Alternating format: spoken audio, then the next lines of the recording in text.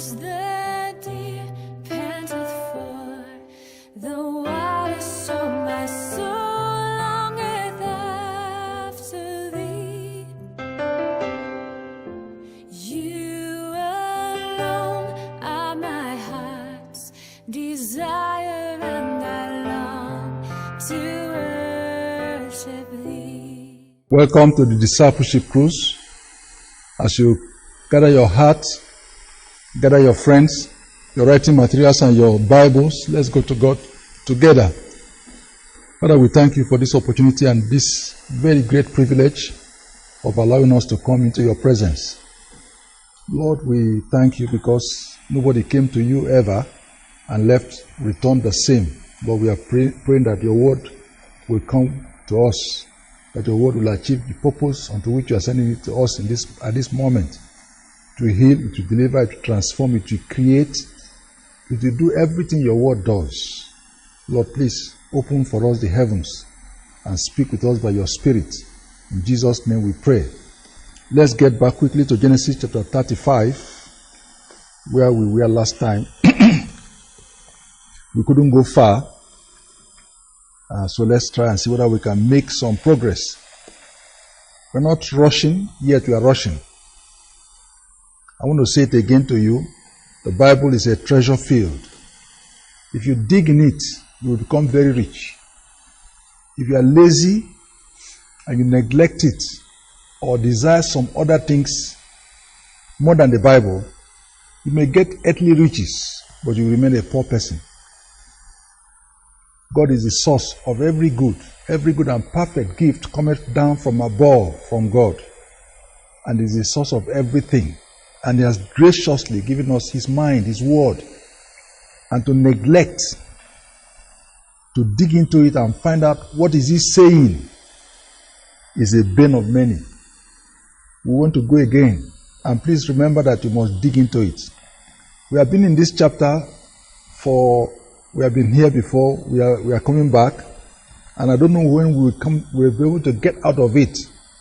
The reason is because, like for everything God does, there are some keys, key verses of the Bible, key chapters, key doors, key. God doesn't leave everything at the same level. There are keys. There's some chapters of the Bible you go in and come out. There's some chapters of the Bible you enter, it's difficult to come out because there's so much loaded there. In the story of Jacob, chapter 35 of Genesis, is a loaded chapter. A chapter of restoration. It's a chapter on revival. It's a chapter that marks a new beginning. It's a chapter of a turnaround. And let's go again. Jacob had now come into Canaan, but he went and settled down in Shechem, and bad things happened.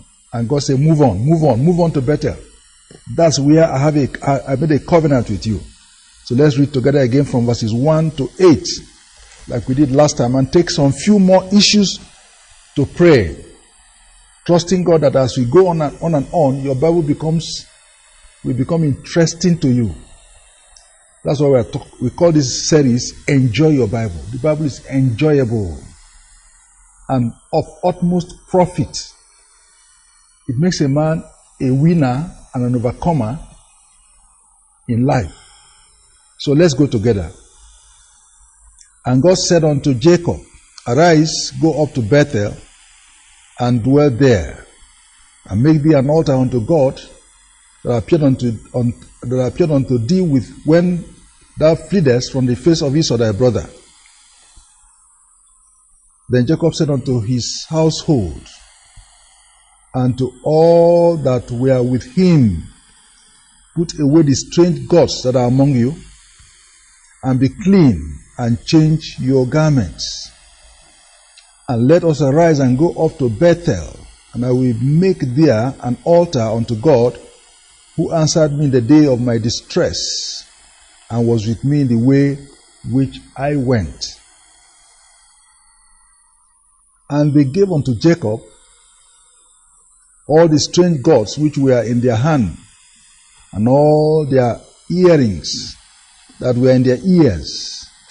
And Jacob hid them under the oak which was by Shechem. The journey And the terror of God was upon the cities that were round about them. They did not pursue after the sons of Jacob. And Jacob came to Luz, which is the city in the land of Canaan, that is Bethel. He and all the people that were with him. And he built there an altar and called the place El Bethel, because there God appeared unto him when he fled from the face of his brother. But Deborah died. But Deborah, Rebekah's nurse, died. She was buried beneath Bethel under an oak, and the name of it was called Alon Bakut. Hallelujah. Yeah. Now, let's go again. And God said unto Bethel, it was God that said unto Jacob, arise, arise, where you are dwelling. Either is enough length of time for you to arise, or it's not where you are supposed to be. Jacob dwelt at Shechem, and because he didn't dwell in a correct location, when he was coming back from Padan Aram from his uncle's house, came and settled in Shechem and built, and even bought land there and built a camp. God said, no, this is where you enter trouble. Arise. And we said to ourselves, when things begin to happen to you in a place, you must get back to God and ask him, why are these things happening? There are several times that God uses a problem, a difficulty, to call your attention. Don't be hard-hearted. There are sometimes God uses events and situations to say to you, you have dwelt long enough here. Arise. Arise, go up to Bethel. And we say God never tells you to go down. But God said, go not down to Egypt. God will never encourage you to go down. He's always saying to you, go up to Bethel and dwell there. That's where you should reside. That's where you should sojourn. That's where you should dwell. That's the location I've earmarked for your life. And when you stay in that location, all your allocation is guaranteed. God deals with locations. God wants to determine everything that happens to us. If you're in a wrong location, you become dislocated and displaced. If you're in the right location, because you're walking the will of God, then all your allocation is there. Young man, let me say it again to you. If you're in a wrong location, if you're supposed to be in a particular university and you go and locate yourself in another university, or if you're supposed to go for youth corps in Sokoto and you went and located yourself by Wuruwuru in Abuja, the person you're supposed to marry is in Sokoto. The work you're supposed to do is in Sokoto. All your friends are in Sokoto. That's your location. Now, if you go and stay in Abuja, you may not die, but you will not meet the right people, you will not meet the right women, you will not meet anything, the right things. And no matter what you collect there, you will discover that at the end of the day. So that's why I say to you again, don't work things out for yourself. Some of us never allow God a chance in our lives. When your posting comes out for youth corps, for this, don't go and work it because you know the director of youth corps, and let them post you to a place that is of your own thinking, that is convenient. No, you're posting in Kebbi State, maybe the turnaround in your life. You're posting in one village in Agungu, maybe the turning point in your life. God knows you more than you know yourself, and God knows your future. He's the one that does all things beautiful in their times. So wherever God moves you in His will is the best place you can stay in your life. Arise. Get to Bethel and dwell there. Don't dwell in a place that is not in the will of God for your life. It is going to cause trouble. Your Diana will be defiled. Your future will be jeopardized. You'll be endangered. Don't stay where God has not earmarked for you. Even if everybody is rushing there because they say there's business there, wait on God. That is why you're a child of God. Don't move according to your own will. Don't settle where you think is good. It's never good for you to settle outside the location, outside the purpose of God. Now, the Bible said, when you get there, dwell there and make there an altar unto God that appeared to thee when thou feedest from the face of Esau thy brother. Years back, 21 years ago, you are running away from the face of your brother, twin brother Esau. And you came to Bethel, and things happened. That's where I encountered you. Go there and build an altar. You didn't build an altar the time I encountered you there. And that is why you missed 20-something years of your life wasted, so to speak. That's why you married the wrong wife, so to speak. That's why you gathered a family that is disorganized, so to speak.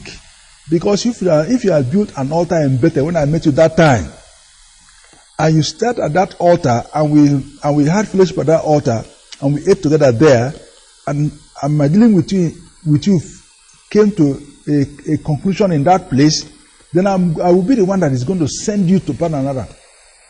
Unfortunately, you were in a haste, and you moved on, and there was not much of that experience that has added to your life. And that's how many of us miss God, including myself. When God comes to you, when God encounters you, there is no need to rush. Allow God to finish His dealing with you at every point in your life, and cap it with an altar. Let it become a mark in your life that at this point in my life, this is what happened. When I open my notebook and you see what God did for you at Bethel, they become a permanent mark in your life.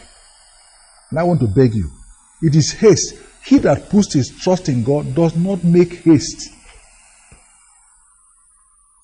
There is nothing you are pursuing that God cannot keep for you, if it's your own. It's better for you to stay and maximize God's will in your life than to rush on and go and make a mistake. You see how Jacob is carrying 11 children, 12 children, 4 wives, many servants, many cattle, yet it's not fulfilled. Yet he has wasted years. I've said to you before that Leah, if God is looking for 12 sons to become Israel, Leah had 6, and I think Leah could have given birth to those 12. There was no need to go and complicate your life. But that's what haste causes. That's what happens when a man does not maximize the altar. So God said, go back there and build an altar. And we have dealt with altars. Please, it's not an earth mound. It's not a table. It's not anything physical. The altar is a point of contact where a man and God can meet. It's a time, it's a place to meet with God. It's not physical. In the Old Testament, it was a physical mound, an earth mound, or some stones you brought together, or something that you have built. You say, this is where I meet God. No, New Testament, there's nothing physical about meeting God. God said, the time that men should worship me in spirit and in truth, this is the time. And God seeketh such spiritual worshippers to worship Him. The days of worshiping God on the mountain. So all of you normally go to mountain. Mountain is not the issue. So now I go into a mountain and I see blood of pigeons, blood of rams, blood of goats on top of a rock. And I keep wondering, are these people who are doing this thing, are they Christians? They don't know that there's a big difference between the Old Testament and New Testament. Even in the Old Testament, God abhors people to worship Him on the mountain and on elevated heights. That's where they worship Baals and other gods at their Asherah poles. That's why God put His name in Jerusalem and said, this is where men must go and worship Me. It's because the people are just worshiping. Anytime there's an elevation, they go there and kill goats. Excuse me, my friend. The time to worship God on the mountains or in Jerusalem is over. Those that worship God today must worship Him in spirit and in truth. And God is looking for such worshippers by the Holy Spirit in your spirit. The Lord must help you to understand this so that you don't beat about the bush in your life. These issues are crucial. These issues are critical. We are on a journey. If you miss your journey and you enter inside the bush, to come out again, you spend double time. It's never good to miss it on your journey. Or if you are traveling and your petrol finishes and you are not careful, it normally extends your journey by several hours. So let us be in time, let us be on time, let us follow God very deliberately and very closely, no overtaking, so that we will know where to go. And it is possible. There was a time you fled from your brother. He said he will kill you. You fled from him and you came to Bethel. And I had a meeting with you there, but you didn't maximize it. Now go back there. Anytime you miss God and God wants to help you, let me tell you what God says to you. He said, remember from whence you fell. Remember where you missed it. Go back there. You can never have a revival when you miss your Bethel. You may do many things, but the Bible says, remember from where you fell, go back there. Build me an altar. That's a very important point in your life. You missed it there, go back there. So for those of us who are looking for why am I not doing well? What is this? What is that? Why are things so difficult for me? Go back to your Bethel. Go back to where you missed it. Go and start from there. Each time you have a problem and you are praying and you are praying and you are praying and you are praying, prayer is very good, but prayer is not all. God said, go back to where you missed it. Remember from where you fell. Get back to that point again. From there, I will take it on. That's how God does. So each time there's going to be a revival in your family, in your life, in your business, you must go back and trace the line. Where did I miss it? It's from that point, if you can succeed to locate that point, that God will say, okay, now that you have come, let's start again. But it doesn't recover the years that you wasted. So don't waste your years. Verse 2 said, then Jacob said unto his household and to all that were with him, put away the strange gods that are among you, and be clean and change your garments. And let us arise and go up to Bethel, and I will make there an altar unto God, who answered me in the day of my distress, and was with me in the way which I went. Put away the foreign god. We are going back to Bethel. I've just received instruction from the Lord, and all of us are going back. And I am praying for fathers. I'm praying for family leaders, that they must be people that hear God. Because at a certain point in your life, you are responsible for the behavior of all your children. If a man does not hear God and is deaf, has no vision, a lot of people's lives are in jeopardy. Look at how Jacob is going to lead the whole family back to Bethel, because he had God. A man who is a leader, a man who is the head of a family, who does not have a close relationship with God, who does not hear God for the family, who does not smell, who does not see, endangers the family. A driver who is blind, who is always having accidents, not only him suffers, all the passengers in that vehicle. But if you see a driver wearing a thick dark goggle, I will encourage you, don't enter his vehicle. You may not be able to judge distance, you may not be able to see well. Somebody wearing dark goggle is not trying to see. Maybe trying to cover his red eyes. Be careful whose vehicle you enter. But if you're a child, unfortunately for you, you must enter your father's vehicle. If you're a wife, you must enter your husband's vehicle. That's the problem. And if the man is driving to the bush. So what I'm saying here is that Jacob, he had God, and he led his household and all that were with him back to Bethel. But before they could leave, a very crucial instruction, which I'd like you to take note of: put away the strange gods. Every time a man is going to meet God, every time, and there's going to be a special encounter, there must be a preparation. Even when you're going to church on Sunday morning, don't take it for granted. Don't just say, I'm going to church. Prepare for it. If you are going to see the face of God, if you are going to meet God, there is need for you to prepare to meet your God. Anytime God wants to meet with men, He wants them. Don't come to me carelessly. Wash your clothes. Sanctify yourself. Get yourself ready. I am a holy God. And if there's a reason in your life that is going to cause you trouble with me, take it out. And this should be a lesson for us. Many of us don't fear God, and we take God very, very casually, as if to say He was our classmate. That is lack of fear of God. If you must successfully return to your Bethel and have an encounter with God again and meet with God, You must get ready. And it is the responsibility of the leader to warn the followers that we are going to meet a holy God. Now you get yourself sanctified. You remove every idol. Put away every idol. Put away every sin. Put away every offense. Anything that is going to smell and give God a bad odor, put it aside. And let us go and meet God. And the Bible said, put away the strange gods that are among you and be clean. Don't be filthy. And change your filthy garments. Change your filthy garments spotted with the flesh, spotted with selfishness, spotted with pride. Change those garments. Put on fresh, clean garments. Be presentable. Even physically, sometimes I see that some people are very careless. You're going to sing in the choir, and you're coming as if it doesn't matter what you wear.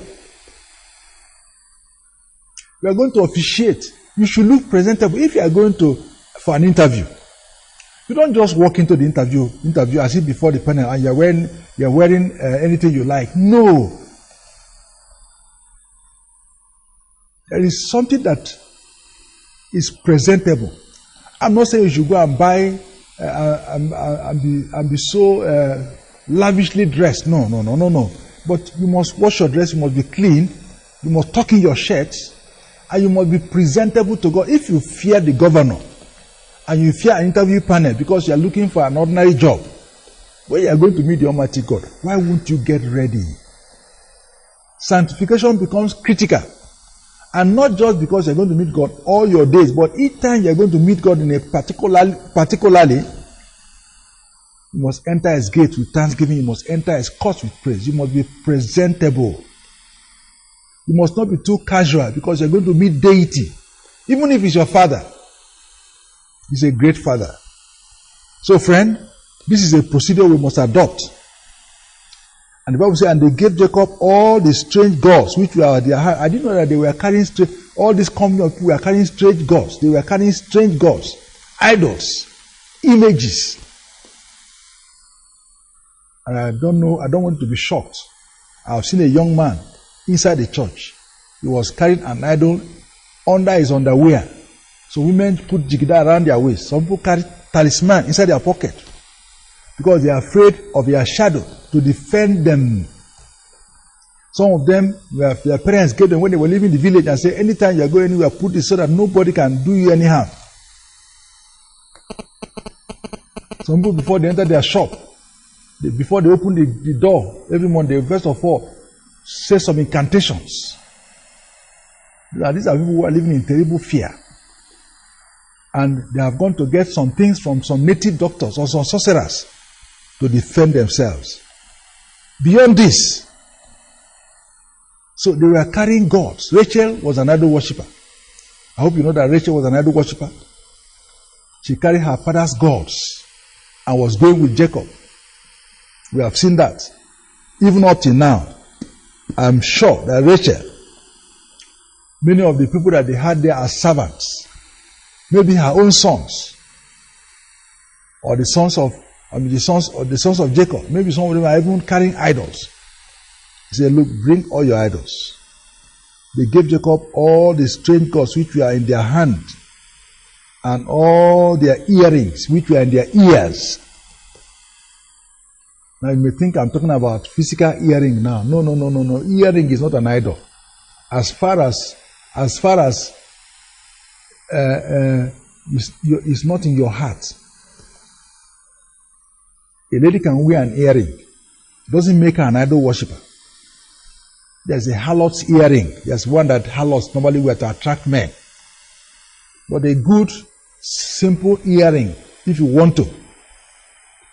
In Germany, for example, I hear that 59% of the women don't wear earrings because they think it's a waste of money. It's not because of religion. But these earrings that they wore in their ears in those days were idols. So they brought them. I don't know what is in your ear that has become an idol, what you listen to regularly that has replaced God in your heart. Some people are not going to listen to the message, but they are listening to some music, to something that has become an idol. They idolize it.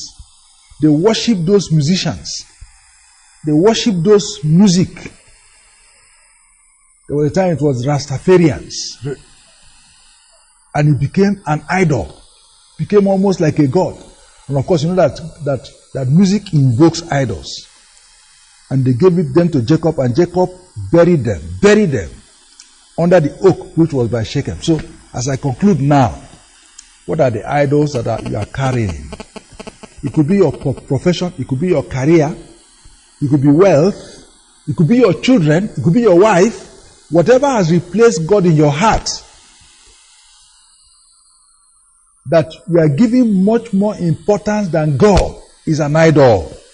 And it's in competition with the Almighty God. The Bible says it's a jealous God, it's a jealous husband. And it's not going to brook. So give it up now. Give it up now. It will create problem.